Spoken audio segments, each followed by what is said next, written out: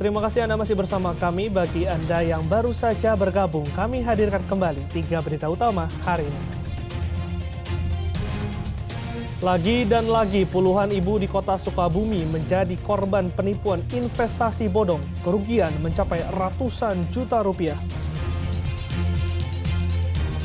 Diduga menghirup gas beracun, 2 anak buah kapal tewas saat membersihkan palka di Pelabuhan Kejawaan, Kota Cirebon. Seorang juragan bengkel di Kabupaten Cirebon tewas di tangan perampok sadis.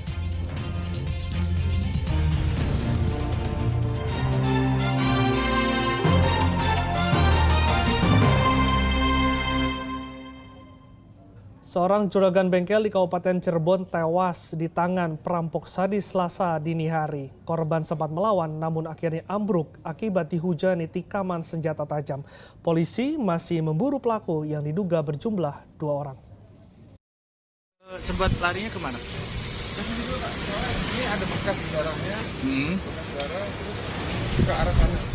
Bisa di sini kayaknya mungkin sempat ngejar pelaku Pak ini, soalnya di sini ya.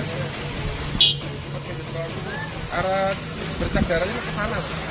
Oh, minta tolong. Lihat keluar, terus langsung nolong. Jejak perampokan sadis masih terlihat jelas di depan bengkel di Desa Purbawinangun di Kecamatan Plumbon, Kabupaten Cirebon, Selasa siang.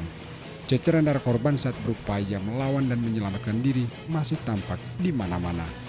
Perampokan sadis terjadi saat juragan bengkel bernama Suhedi sedang duduk santai di depan bengkel miliknya Selasa dini hari. Tiba-tiba saja 2 pelaku bersepeda motor datang menghampiri dan tanpa basa-basi 2 pelaku merampas barang-barang bengkel. Upaya pelaku tidak berjalan mulus. Korban melawan sehingga terjadi perkelahian hebat. Namun korban akhirnya ambruk setelah dihujani tikaman senjata tajam ke bagian punggung. Itu korban sedang duduk di sini Pak. Sedang duduk, tiba-tiba mungkin ada pelaku 2 orang ya, tapi yang melakukan itu 1 orang. Nikam dari belakang mungkin itu istilahnya. Terus si korban itu sempat minta tolong di sini, minta tolong di sekitaran sini, terus ke sana ya, minta tolong. Kebetulan di rumah sebelah keluar, nolongin. Terus pas keluar itu korban sempat bisa berdiri. Ngomong, udah emang bisa ngomong. Katanya rampok, naik motor katanya. Nggak tahu ya, nggak tahu korban itu tidak sadarkan dirinya pas kapan, soalnya bukan saya yang bawa ya. Nggak tahu ya, dapat kabar emang korban sudah nggak ada ternyata meninggal dunia. Korban bengkel Pak. Oh, bengkel. Sebagai bengkel dia biasanya emang jaga di sini.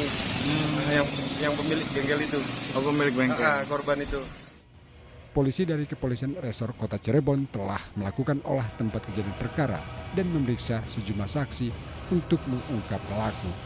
Sejumlah kamera pengawas di sekitar lokasi juga sudah diperiksa guna mengidentifikasi kedua pelaku. Maruli Habibi melaporkan dari Kabupaten Cirebon. Diduga karena kerap menjadi tempat transaksi narkoba, warga membakar sebuah saung di Kecamatan Pedes, Karawang. Tempat ini kerap menjadi tempat pemuda desa dan pendatang yang disinyalir sedang memperjualbelikan narkoba.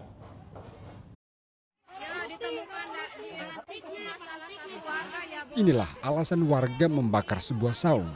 Sejumlah plastik sisa narkoba ditemukan warga. Kemarahan warga Kecamatan Pedes di Karawang benar-benar meledak Selasa siang. Saung ini diduga kerap dijadikan tempat transaksi narkoba yang sangat meresahkan warga.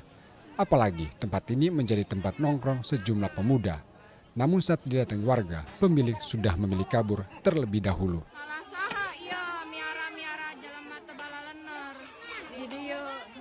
Pihak polisian membenarkan insiden ini.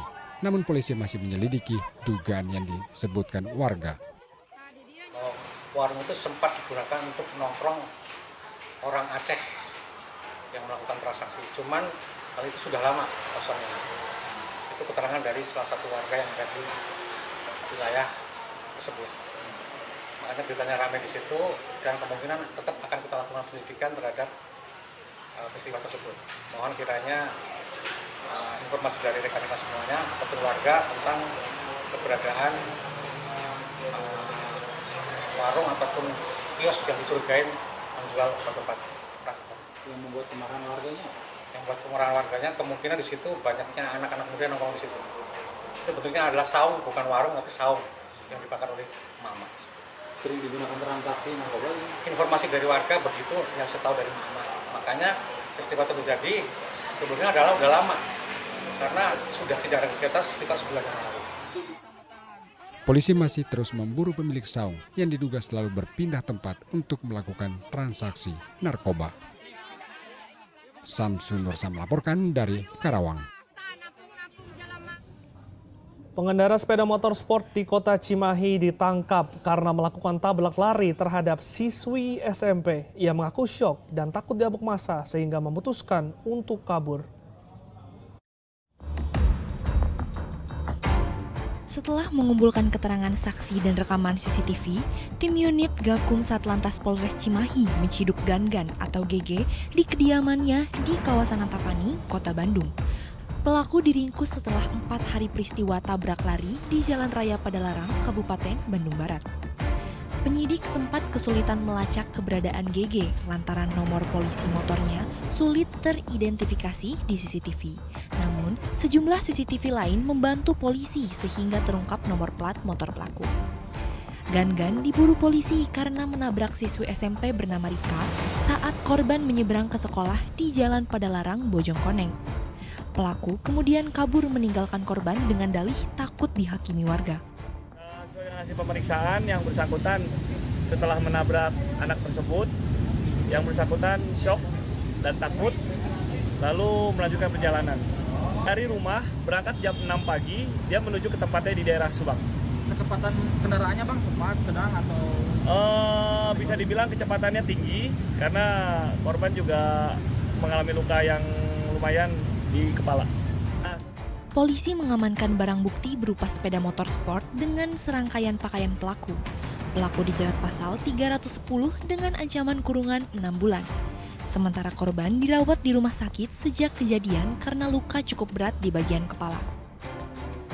Muhammad Abbas melaporkan dari Kota Cimahi, Jawa Barat.